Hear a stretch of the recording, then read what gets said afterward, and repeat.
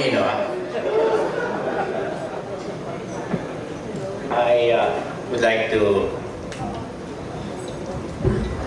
this is a tribute to our Chief Justice. We are indeed fortunate to have our honoree, we're indeed fortunate to have our honoree, the Chief Justice of the Supreme Court, the Honorable Artemio V. Panganiban. On the part of the voluntary bar associations, Asia and many others, association for all of those previously named, I humbly represent one and two. We are extremely delighted about this event vis-a-vis the appointment of our Chief Justice to the highest post in the Supreme Court.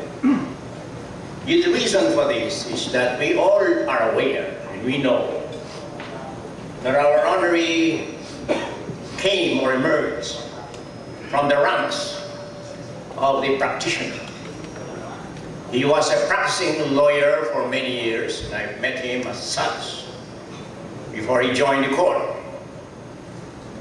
And as a practitioner, he has made his name and he has earned his spur in the legal firmament.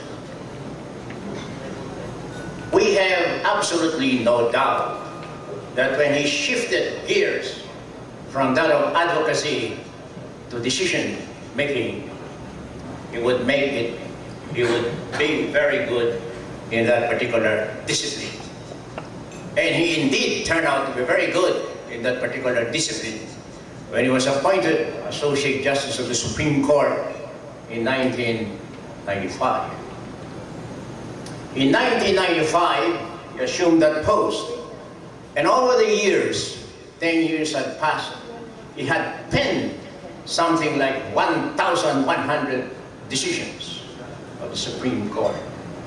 And those decisions affected the lives of the nation and affected many, or touched the life of many people. So in other words, he is a success story in his present discipline as Associate Justice of the Supreme Court. Now, he turned out to be a prolific writer in decision making, as former Chief Justice Hilario Davide had said that in his decision there was absolutely a breath of any strain or force, and that it ran immaculately in the judicial stream. That was how Chief Justice Davide had described the decisions of our honoree. Now, on a personal note, I'll tell you frankly, during all these years that he had been there, and during all these years that I served in my role as an advocate, I have appeared in so many cases before in the Supreme Court, and particularly during oral arguments. And I remember and recall that the Chief Justice was the one who asked all those pointed questions to the advocates appearing before the Supreme Court during oral arguments. And it was in the course of those questions that he asked, issues that had been blurred and muddled had been clarified.